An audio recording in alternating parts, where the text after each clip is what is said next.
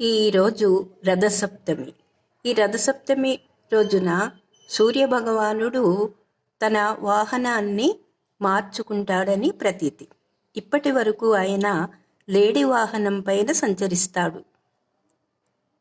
ఇప్పటి నుండి తాబేలు వాహనంపై ఆయన సంచరిస్తారని ప్రతీతి. ఎందుకంటే కాలగమనాన్ని నెమ్మదిగా జరుగుతుందని అర్థం. పగలు ఎక్కువగాను రాత్రి తక్కువగాను ఇప్పటి నుండి ఉంటుందన్నమాట. చూడండి, మన సంప్రదాయాలు కాలగమనాన్ని పండుగల రూపంలో చెప్పారు. అయితే ఈరోజు ఈ పూజ చేయలేని వారు మాఘమాసంలో ఏ ఆదివారం రోజునైనా కూడా ఈ రథసప్తమిలాగా సూర్యుడిని పూజించవచ్చు. మన సాంప్రదాయాలన్నీ కూడా ఆచరిస్తూ మన పిల్లలకు తెలియజేయాలి.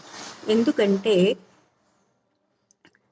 చరిత్ర పునాదులపైనే నాగరికత నిర్మించబడుతుంది. ఎప్పటికీ మన పూజలు సంప్రదాయాలు అన్నీ కూడా ఖగోళ శాస్త్రానికి మరి ఆరోగ్యానికి సంబంధించినవే.